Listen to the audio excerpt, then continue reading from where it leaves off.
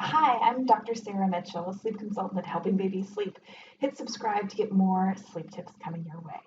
Today, I want to talk to you about toddlers who just won't stay in bed. Oh my gosh. I remember when we were going through this, my son would get out of bed like 10, 12 times, come into the living room.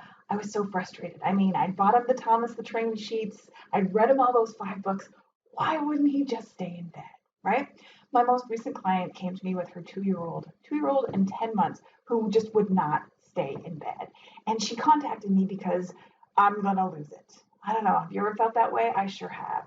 At the end of the day, you just want to get your kids to bed so you can have some quiet time for yourself, get ready for the next day. So let's talk about this. So, what should we do about these kids that just won't stay in bed?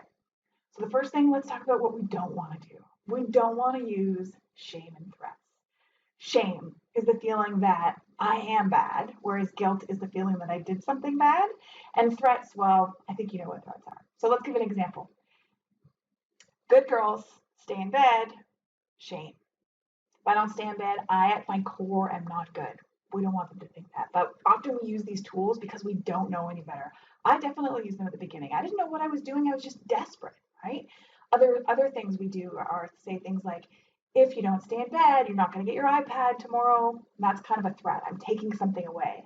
And the other challenge with that scenario is those threats, that time that's going to happen is way too far away from what's happening now. Your toddler has no ability to correlate the two, right? Good girls stay in bed. If you don't stay in bed, X, Y, and Z is going to happen. So those just don't work. And here's the thing: when they don't work, you're essentially trying to control your little person with your words. That doesn't work. And then you start to get frustrated, and you start to feel like, oh my God, what am I going to do? I'm going to be here all night, and it rises and rises and rises until, and you yell. And we've all done it, right? And yelling doesn't work. I'm sure you know that already. It doesn't work because you as a parent feel terrible afterwards.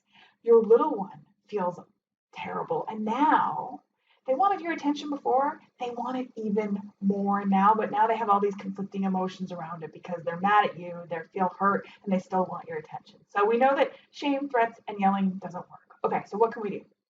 Well, the first thing you want to take a look at is timing.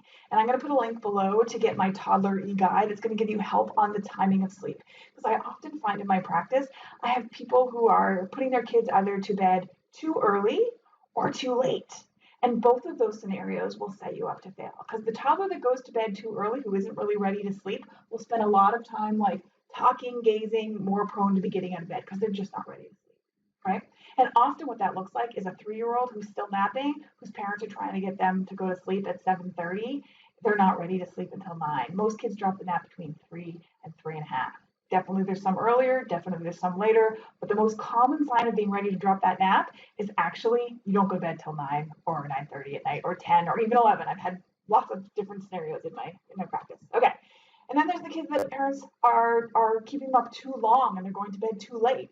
So an average 2, 3-year-old bedtime is anywhere between like 7 and 8, let's say.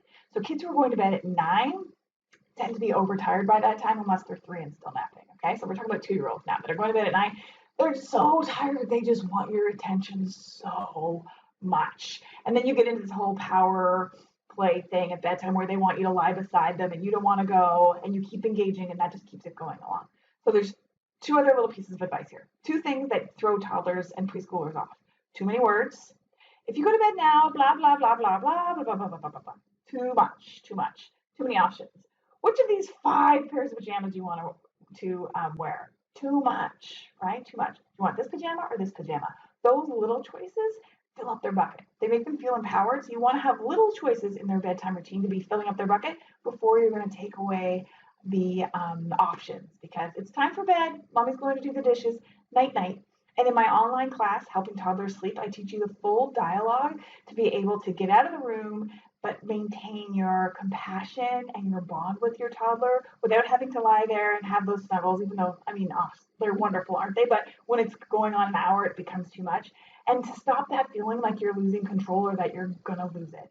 So the link to that is in the bio as well. But check out the Toddler e-guide. Just start on the one place that you can make simple changes with timing. And don't forget to subscribe if you're looking for more sleep tips.